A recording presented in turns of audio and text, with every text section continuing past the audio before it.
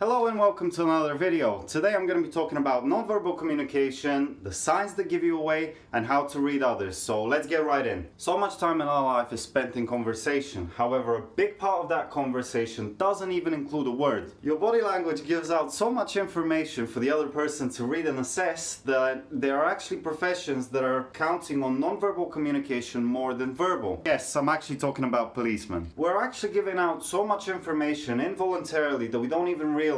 However, it's not just bad news though. Our brains are actually programmed to read and assess those signals without us even thinking about them. This helps us understand how a person is feeling in a certain situation without them even saying a single word. Are they hiding something from us? Are they excited? Are they bored? And so on, you get the picture. So let me give you an example of some basic nonverbal conversation that you do in every day without probably even realizing. Touching your face when you're thinking. So, what was I supposed to cook for dinner today?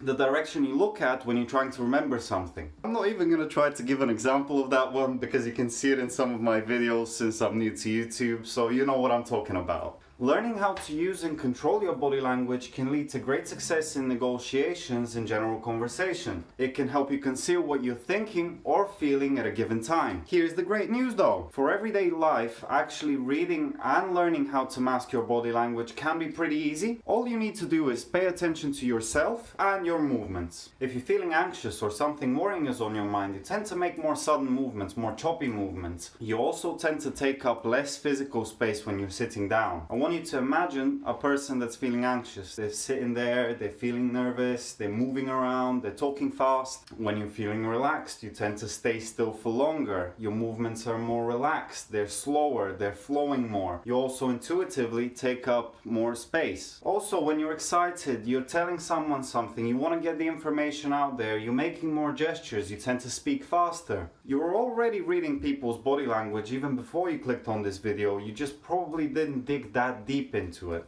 Imagine a situation when someone close to you hasn't even said a word to you, but you already knew something was going on. You were already subconsciously reading their movements and their behavior. Now, the way to stop giving away all that valuable information is to mask it. And what do I mean by masking it? Try to relax and calm yourself, even if it goes against your initial instinct.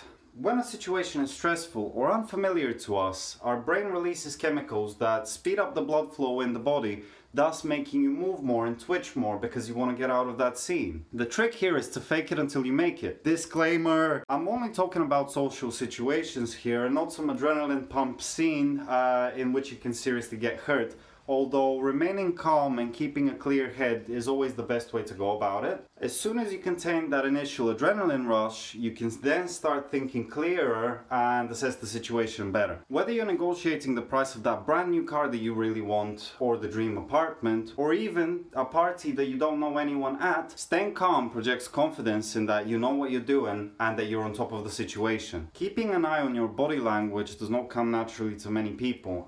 It certainly didn't come naturally to me, but as always, practice makes perfect. You will have to fake it at first and force it, but once you get the hang of it, it will start coming naturally. What you're doing there is you're basically training your brain. It's like learning how to ride a bike.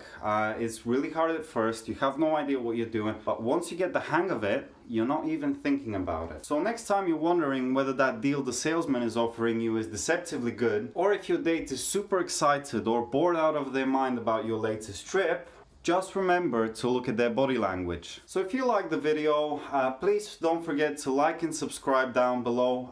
This is a new channel, so this really helps me grow tremendously. I'll keep doing videos, and let me know down in the comments below what are your thoughts and if I've missed anything in this video that I can add in the next one.